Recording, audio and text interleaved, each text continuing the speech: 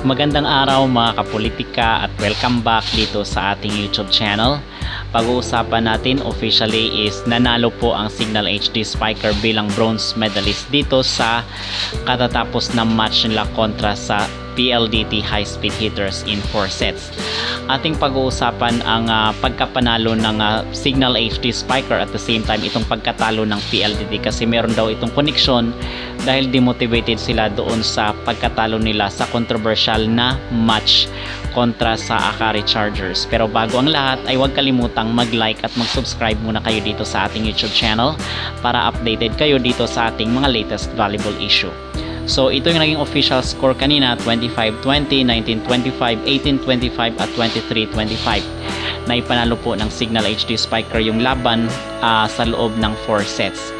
And mga kapolitika dito sa set 1 is nanalo yung PLDT High Speed Hitters na kung saan is yung pinaka-highlight talaga ito is natambakan itong Signal kung kaya hindi na sila nakabangon at nagtuloy-tuloy na nga itong puntos ng kanilang import na si Lena Samoilenko. Okay, at dito naman sa set 2 is bumaliktad kasi nga itong tambak na naman itong PLDT. So doon sa unang set is tambak yung Signal and sa set 2 naman is tambak itong PLDT High Speed Hitter. Same lang din dito sa naging highlight sa third set na kung saan is nakuha ng Signal HD Spikers din yung laro at tambak yung score sa third set which is 18-25. 18 lang yung PLDT High Speed Hitters. Now dito mga kapolitika sa set 4 which is yung pinaka-crucial talaga ay akala ko aabot pa ng 5th set kasi naghihintay rin ako ng laro ng Akari Chargers versus dito sa Creamline Cold Smasher. So sa set 4 ang naging rito is 5 yung naging lamang ng PLDT High Speed Hitter sa gitna nung laro, but nahabol po yon ng Signal HD Spiker in the latter part kasi dito sa pinakahuling part nung laro is parang itong import na lang ng PLDT ang nagbibigay ng puntos sa kanyang kupunan which is itong si Lena Samoilenko. At naging highlight rin pala dito mga kapolitika kasi akala ko nga aabot ng 5 set dahil dito sa 5 lamang ng PLDT sa 4 sets ay talagang hinabol at talagang ipinaglaban ni Ces Molina yung kanyang score doon sa latter part ng set 4. Okay, so until nagsunod-sunod na at nag-tie sila sa score na 23 and then hindi na po nakayanan ng PLDT na makahabol pa, hindi na sila pumuntos doon.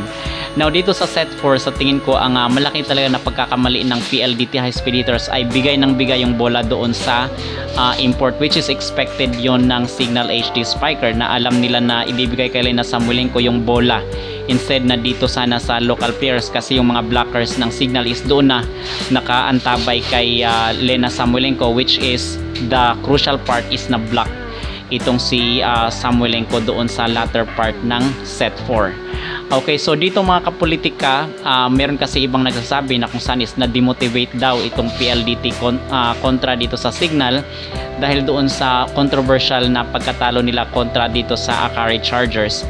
Kasi before pala naglaro itong Signal at PLDT, ang sabi doon ni Coach Rald, itong head coach ng PLDT High Speed Hitters ay sabi niya parang mentally hindi pa daw handa or hindi niya alam kung mentally handa ba yung kanyang mga players dito sa match kontra Signal, but ang sinasabi nila is maglalaro daw sila dito which is nangyari na kaya na itong match ng PLDT kontra sa Signal HD Spikers.